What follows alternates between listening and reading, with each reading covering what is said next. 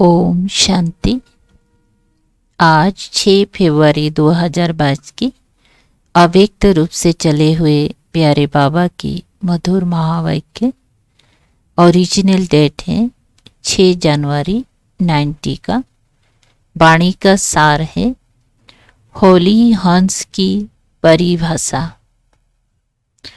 आज ज्ञान सागर बाप होली हंसों का संगठन देख रहे हैं।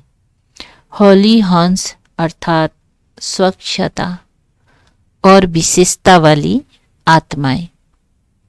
स्वच्छता अर्थात मन वचन कर्म संबंध सर्व में पवित्रता। पवित्रता की निशानी सदा ही सफेद रंग दिखाते हैं। आप होली हंस भी सफेद वस्त्रधारी साफ दिल अर्थात स्वच्छता स्वरूप हो। तन मन और दिल से सदा बेदाग अर्थात स्वच्छ हो। अगर कोई तन से अर्थात बाहर से कितना भी स्वच्छ हो साफ हो, लेकिन मन से साफ न हो स्वच्छ ना हो तो कहते हैं कि पहले मन को साफ रखो। साफ मन व साफ दिल पर साहेब राजी होता है। साथ साथ साफ दिल वाले की सर्व मुराद अर्थात कामनाएं पूरी होती हैं। हंस की विशेषता स्वच्छता अर्थात साफ है। इसलिए आप ब्राह्मण आत्माओं को होली हंस कहा जाता है। चेक करो कि मुझ होली हंस आत्मा की चारों ही बातों में अर्थात मन तन मन दिल और संबंधों में स्वच्छता है। संपूर्ण स्वच्छता व पवित्रता यही इस संगम युग में सबका लक्ष्य है। इसीलिए ही आप ब्राह्मण सो देवताओं को संपूर्ण पवित्र गाया जाता है। सिर्फ निर्विकारी नहीं कहते, लेकिन संपूर्ण निर्विकारी कहा जाता है। 16 कला संपन्न कहा जाता है। सिर्फ 16 कला नहीं कहते, लेकिन उसमें संपन्न गायन आपके ही देवता रूप का है। लेकिन बने कब? ब्राह्मण जीवन में व देवता जीवन में बनने का समय अब संगम युग है। इसीलिए चेक करो कि कहाँ तक अर्थात कितनी % में स्वच्छता अर्थात पवित्रता धारण की है। तन की स्वच्छता अर्थात सदा इस तन को आत्मा का मंदिर समझ उस स्मृति से स्वच्छ रखना। जितनी मूर्ति श्रेष्ठ होती हैं उतना ही मंदिर भी श्रेष्ठ होता है। तो आप श्रेष्ठ मूर्तियां हो या साधारण हो, ब्राह्मण आत्माएं सारी कल्पों में नंबर 1 श्रेष्ठ आत्माएं। ब्राह्मणों के आगे देवताएं भी सोने तुल्य है और ब्राह्मण हीरे तुल्य है। तो आप सभी हीरे की मूर्तियां हो। कितनी ऊंची हो गई, इतना अपना सोमान जान इस शरीर रूपी मंदिर को स्वच्छ रखो। सादा हो लेकिन स्वच्छ हो। इस विधि से तन की पवित्रता सदा रूहानी खुशबू का अनुभव कराएंगे। ऐसी स्वच्छता पवित्रता कहाँ तक धारण हुए? देह अभिमान, देह भान में स्वच्छता नहीं होती, लेकिन आत्मा का मंदिर समझने से स्वच्छ रखते हो। और यह मंदिर भी बाप ने आपको संभालने और चलाने के लिए दिया है। इस मंदिर का ट्रस्टी बनाया है। आपने तो तन मन धन सब दे दिया ना, अभी आपका तो नहीं है। मेरा कहेंगी या तेरा कहेंगी तो ट्रस्टीपन स्वतः ही नष्ट मुहा अर्थात स्वच्छता और पवित्रता को अपने में लाता है। मुंह से स्वच्छता नहीं, लेकिन बाप ने सेवा दी है, ऐसे समझ तन को स्वच्छ पवित्र रखते हो ना। वह जैसे आता है वैसे ही चलाते रहते हो। स्वच्छता भी रूहानियत की निशानी है। ऐसे ही मन की स्वच्छता व पवित्रता, इसकी भी परसेंटेज देखो। सारे दिन में किसी भी प्रकार का अशुद्ध संकल्प मन में चला तो इसको संपूर्ण स्वच्छता नहीं कहेंगी। मन के प्रति बाप दादा का डायरेक्शन है, मन को मेरे में लगाओ व विश्व सेवा में लगाओ। मन मना भाव, इस मंत्र की सदा स्मृति रहे। इसको कहते हैं मन की स्वच्छता व पवित्रता। और किसी तरफ भी मन भटकता है तो भटकना अर्थात अस्वच्छता है। इस विधि से चेक करो कि कितनी परसेंट में स्वच्छता धारण हुई। विस्तार तो जानते हो ना। तीसरी बात, दिल की स्वच्छता। इसको भी जानते हो कि सच्चाई ही सफाई है। अपनी स्वोन्नति अर्थ जो भी पुरुषार्थ है, जैसा भी पुरुषार्थ है, वह सच्चाई से बाप के आगे रखना। तो एक स्वयं के पुरुषार्थ की स्वच्छता, दूसरा सेवा करते सच्ची दिल से कहाँ तक सेवा कर रहे हैं इसकी स्वच्छता। अगर कोई भी स्वार्थ से सेवा करते हो तो उसको सच्ची सेवा नहीं कहेंगे। तो सेवा में भी सच्चाई सफाई कितनी है। कोई कोई सोचते हैं कि सेवा तो करनी ही पड़ेगी, जैसे लोग की गवर्नमेंट की ड्यूटी है, चाहे सच्ची दिल से करो चाहे मजबूरी से करो, चाहे अलबेले बन के करो, करनी पड़ती है ना। कैसे भी 8 घंटे पास करने ही है। ऐसे इस ऑलमाइटी गवर्नमेंट द्वारा ड्यूटी मिली हुई है। ऐसे समझ के सेवा करना, इसको सच्ची सेवा नहीं कहा जाता। ड्यूटी सिर्फ नहीं है, लेकिन ब्राह्मण आत्माओं का निजी संस्कार ही सेवा है। तो संस्कार स्वतः ही सच्ची सेवा के बिना रहने नहीं देते।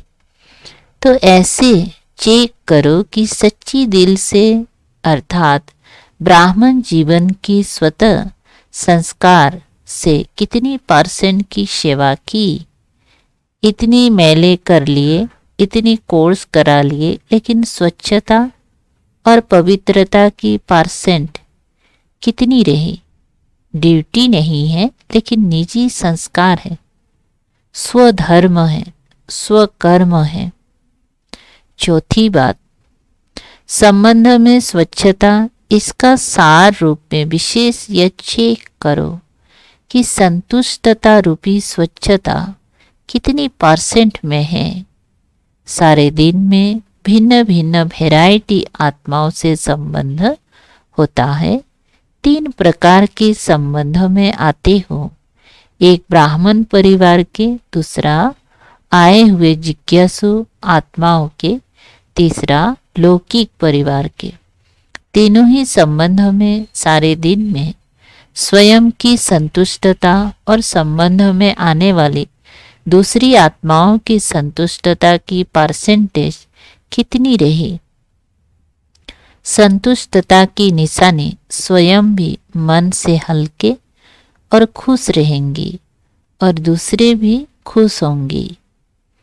असंतुष्टता की निशानी स्वयं भी मन से भारी होंगी। अगर सच्ची पुरुषार्थी हैं तो बार बार ना चाहते भी ये संकल्प आता रहेगा कि ऐसे नहीं बोलते, ऐसे नहीं करते तो अच्छा। ये बोलते थे, ये करते थे, ये आता रहेगा।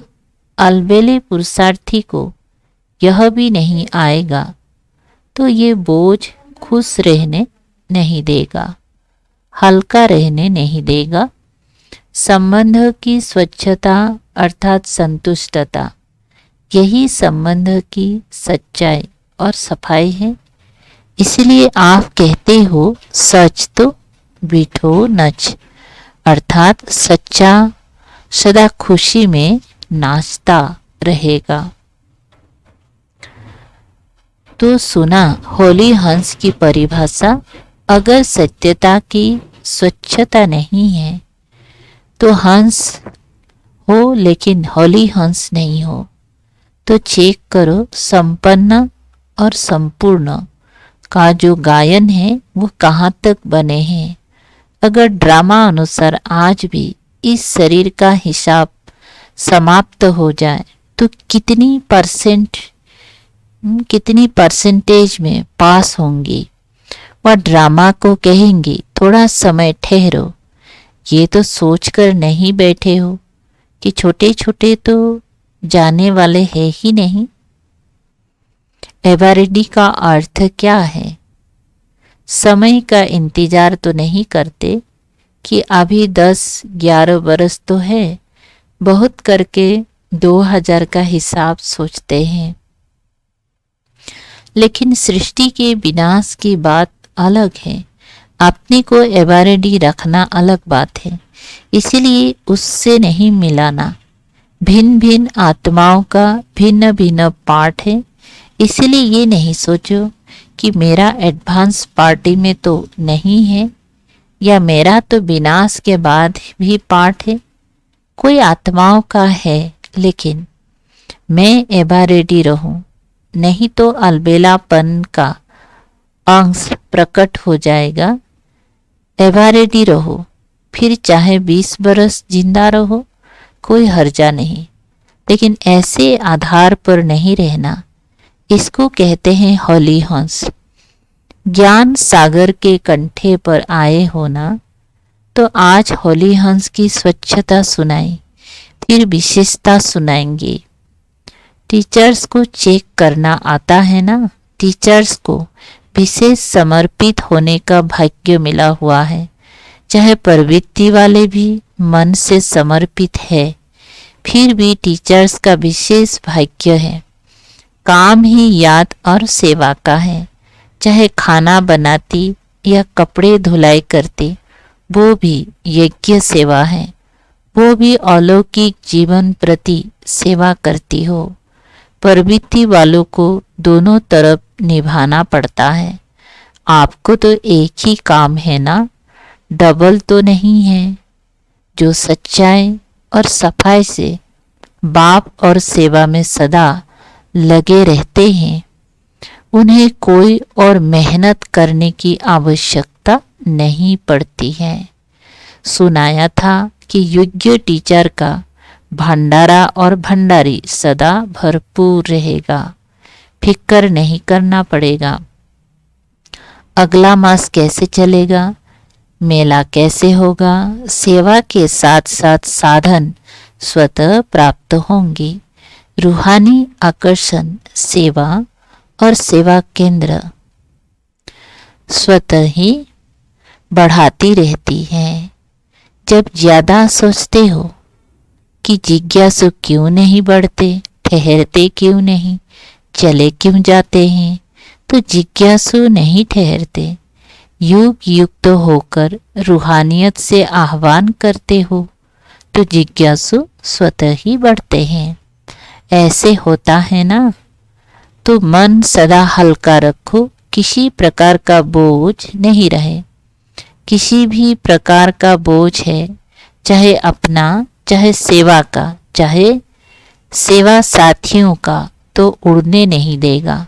सेवा भी ऊंची नहीं उठेगी। इसलिए सदा दिल साफ और मुराद हासिल करते रहो। प्राप्तियां आपके सामने स्वतः ही आएंगी। क्या सुना?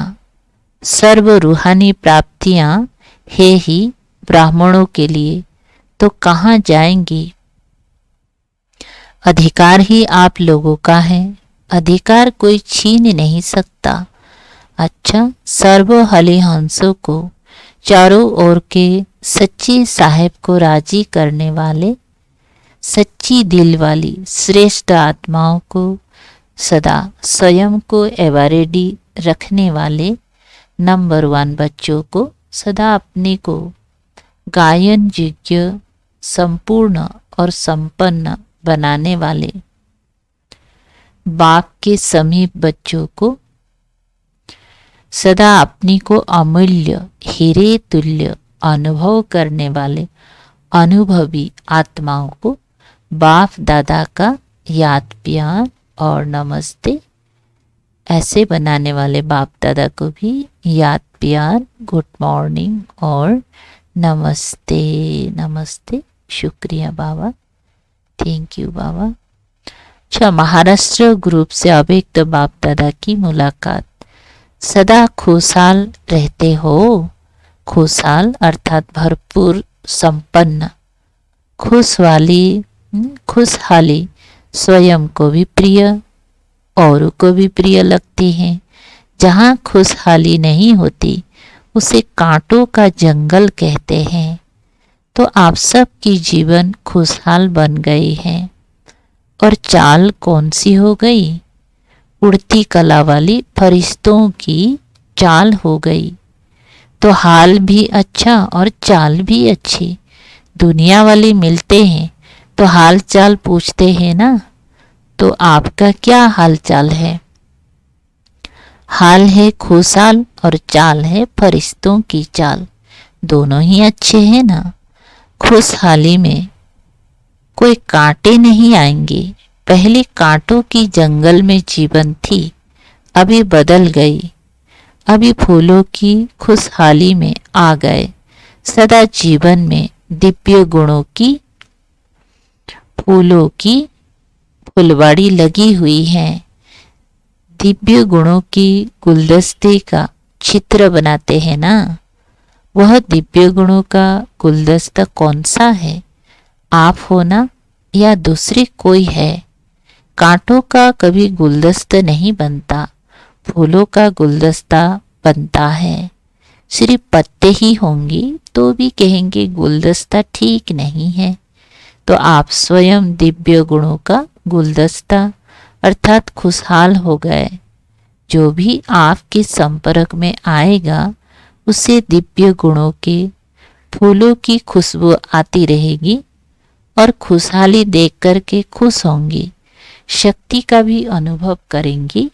इसीलिए आजकल डॉक्टर्स भी कहते हैं बगीचे में जाकर पैदल करो, तो खुशहाली औरों को भी शक्तिशाली बनाती है और खुशी में भी लाती है। इसीलिए आप लोग कहते हो कि हम एवर हैप्पी हैं। चैलेंज भी करते हो कि अगर किसी को एवर हैप्पी बनना हो तो हमारे पास आवे। आप सभी को बाप की स्मृति दिलाएंगी तो एवर हेल्दी, एवर वेल्दी और एवर हैप्पी, ये आपका जन्मसिद्ध अधिकार है। यह अधिकार आपको तो मिल गया ना। सभी को कहते हो कि जन्मसिद्ध अधिकार है। चाहे शरीर बीमार भी हो तो भी मन तंदुरुस्त है ना। मन खुश तो जहान खुश, और मन बीमार तो शरीर पीला हो जाता है। मन ठीक होगा तो शरीर का रोग भी महसूस नहीं होगा। ऐसे होता है ना, क्योंकि आपके पास खुशी की खुराक बहुत बढ़िया है। दवाई अच्छी होती है तो बीमारी भाग जाती है। आपके पास जो खुशी की खुराक है वो बीमारी को भगा देती हैं, भुला देती हैं। तो मन खुश, जहान खुश, जीवन खुश। इसीलिए एवर हेल्दी भी हो, वेल्दी भी हो और हैप्पी भी हो। जब स्वयं हो तब दूसरे को चैलेंज कर सकते हो, नहीं तो चैलेंज नहीं कर सकते। अपनी को देखकर औरों के ऊपर रहम आता है, क्योंकि अपना परिवार है ना, चाहे कैसे भी आत्माएं हैं, लेकिन है तो एक ही परिवार के। जिसको भी देखेंगी तो महसूस करेंगी कि ये हमारा ही भाई है, हमारा ही परिवार का है। परिवार में भी कोई नज़दीक के होते हैं, कोई दूर के होते हैं, लेकिन कहेंगे तो परिवार के ना। जैसे बाप रहम दिल है, बाप से यही मांगते हैं कि कृपा करो, रहम करो, तो आप भी कृपा करेंगे, रहम करेंगे ना, क्योंकि बाप समान निमित्त बने हुए हो। ब्राह्मण आत्मा को कभी भी किसी आत्मा के प्रति घृणा नहीं आ सकती, रहम आएगा, घृणा नहीं आ सकती, क्योंकि जानते हैं कि चाहे कंस हो, चाहे जरासंधी हो, चाहे रावण हो, कोई भी हो, लेकिन फिर भी रहम दिल बाप के बच्चे घृणा नहीं करेंगे, परिवर्तन की भावना रखेंगी, कल्याण की भावना रखेंगी। फिर भी अपना परिवार है, परवश है, परवश के ऊपर कभी घृणा नहीं आती, सभी माया के बस है। तो परवश के ऊपर दया आती है, रहम आता है। जहाँ घृणा नहीं आएंगी वहाँ क्रोध भी नहीं आएगा। जब घृणा आती है तो जोश आता है, क्रोध आता है। जहाँ रहम होता है वहाँ शांति का दान देंगी। दाता के बच्चे होना तो शांति देंगे ना, अच्छा वरदान है। ज्ञान खजाने द्वारा मुक्ति, जीवन मुक्ति का अनुभव करने वाले सर्व बंधन मुक्त भव। विस्तार है। ज्ञान रत्नों का खजाना सबसे श्रेष्ठ खजाना है। इस खजाने द्वारा इस समय ही मुक्ति, जीवन मुक्ति की अनुभूति कर सकते हो। ज्ञानी तो आत्मा वो है जो दुख और अशांति के सब कारण समाप्त कर अनेक अनेक बंधनों की रस्सियों को काट कर मुक्ति व जीवन मुक्ति का अनुभव करे। अनेक व्यर्थ संकल्पों से, विकल्पों से और विकर्मों से सदा मुक्त रहना, यही मुक्त और जीवन मुक्त अवस्था है। अच्छा, स्लोगन है, विश्व परिवर्तक वो हैं जो अपनी शक्तिशाली वृत्तियों से वायुमंडल को परिवर्तन कर दे। विश्व परिवर्तक वो हैं जो अपनी शक्तिशाली वृत्तियों से वायुमंडल को परिवर्तन कर दे। अच्छा, ओम शांति। शुक्रिया।